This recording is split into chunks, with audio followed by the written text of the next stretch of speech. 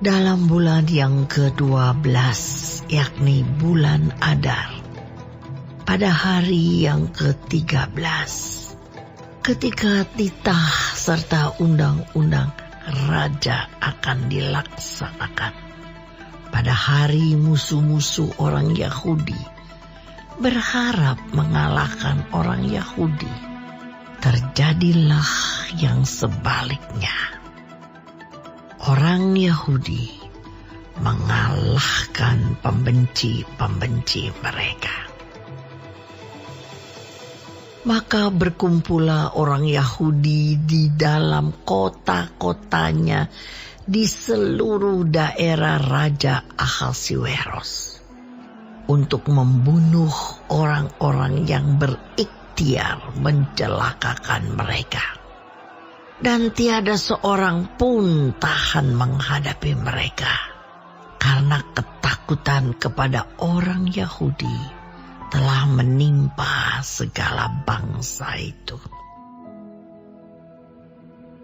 Dan semua pembesar daerah dan wakil pemerintahan dan bupati serta pejabat kerajaan menyokong orang Yahudi karena ketakutan kepada Mordekai telah menimpa mereka.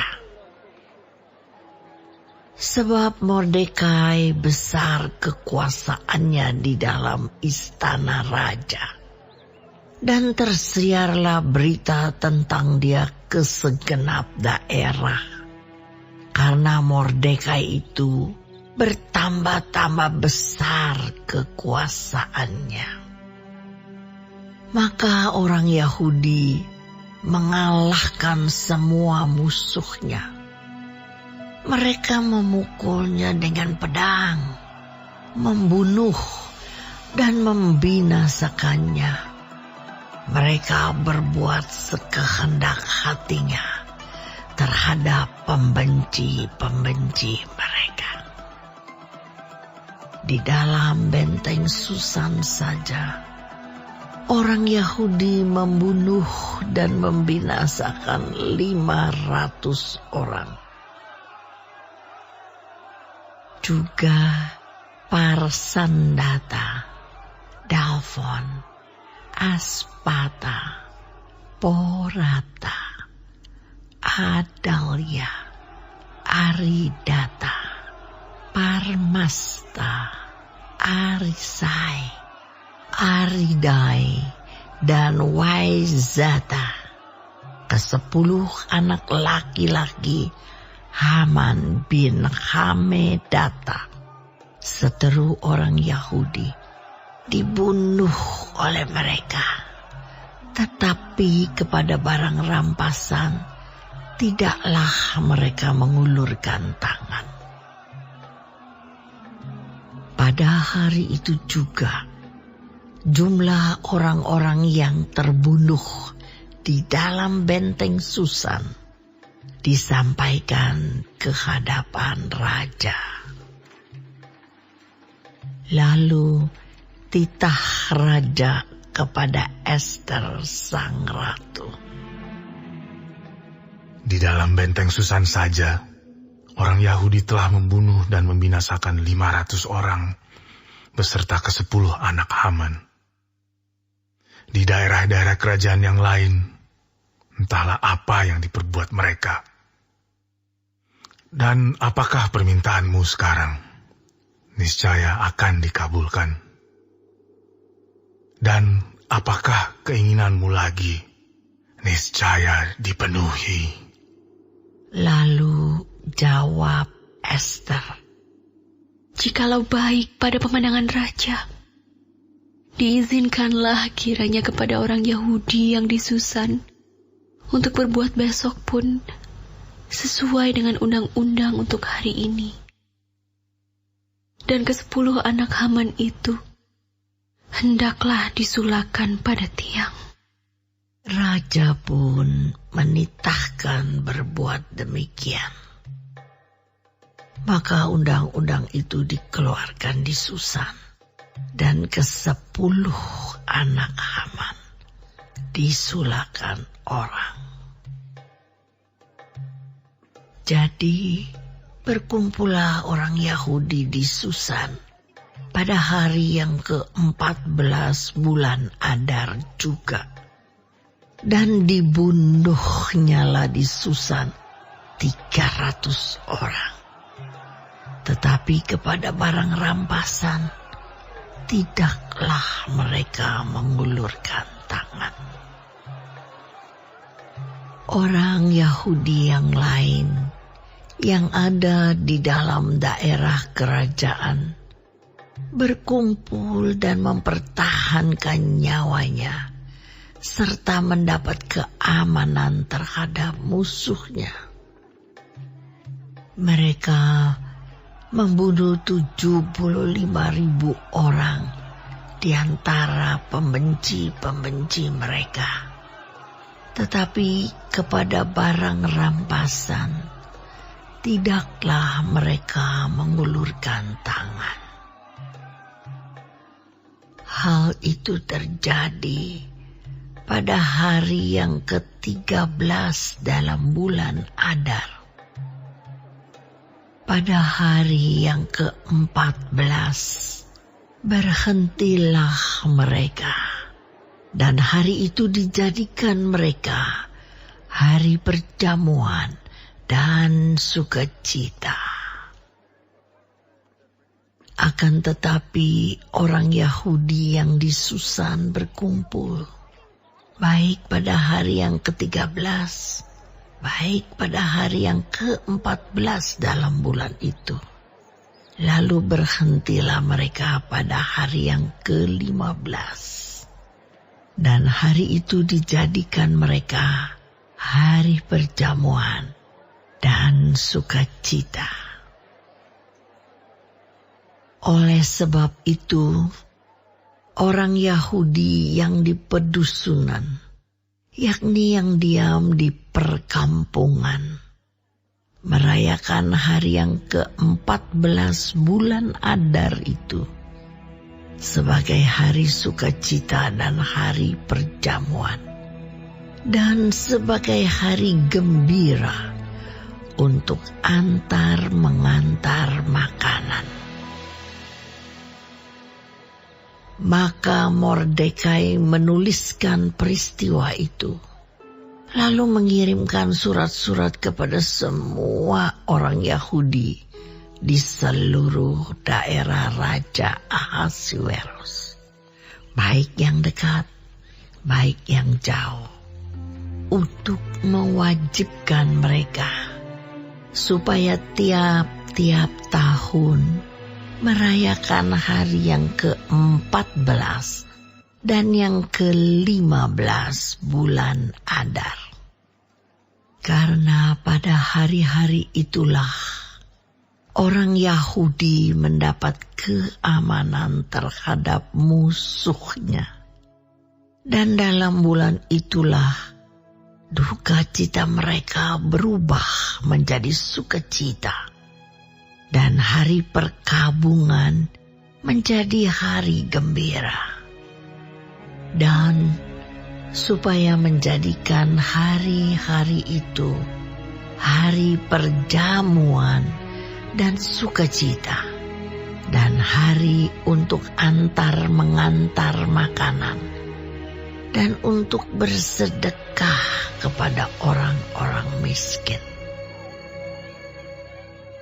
Maka orang Yahudi menerima sebagai ketetapan apa yang sudah dimulai mereka melakukannya, dan apa yang ditulis Mordekai kepada mereka.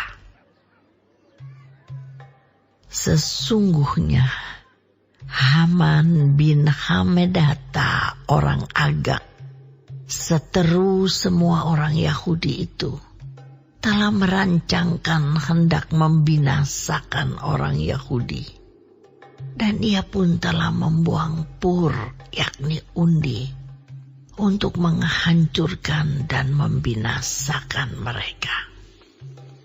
Akan tetapi, Ketika hal itu disampaikan di hadapan raja, maka dititahkannya lah dengan surat, supaya rancangan jahat yang dibuat Haman terhadap orang Yahudi itu dibalikkan ke atas kepalanya. Maka Haman beserta anak-anaknya disulakan pada tiang.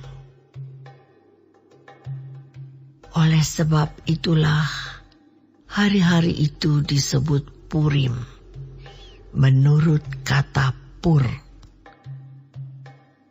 Oleh sebab itu jugalah, yakni karena seluruh isi surat itu, dan karena apa yang dilihat mereka mengenai hal itu, dan apa yang dialami mereka, orang Yahudi menerima sebagai kewajiban dan sebagai ketetapan bagi dirinya sendiri dan keturunannya, dan bagi sekalian orang yang akan bergabung dengan mereka, bahwa mereka tidak akan melampaui merayakan kedua hari itu tiap-tiap tahun, menurut yang dituliskan tentang itu, dan pada waktu yang ditentukan.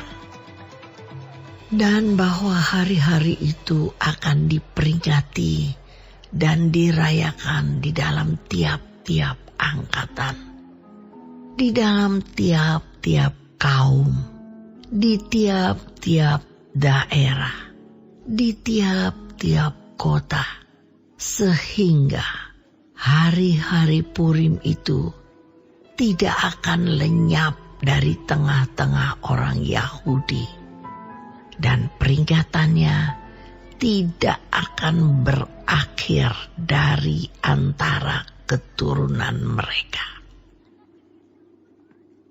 Lalu Ester sang ratu, anak Abihail, menulis surat bersama-sama dengan Mordekai orang Yahudi itu.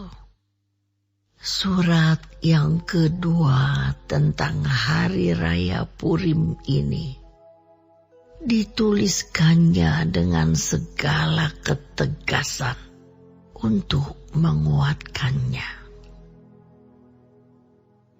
Lalu dikirimkanlah surat-surat kepada semua orang Yahudi di dalam ke-127 daerah kerajaan Ahasuerus, dengan kata-kata salam dan setia, supaya hari-hari Purim itu dirayakan pada waktu yang ditentukan, seperti yang diwajibkan kepada mereka oleh Mordekai, orang Yahudi itu, dan oleh Ester sang ratu, dan seperti yang diwajibkan mereka kepada dirinya sendiri serta keturunan mereka mengenai hal berpuasa dan meratap-ratap. Demikianlah perintah Ester menetapkan perihal Purim itu. Kemudian dituliskan di dalam kitab.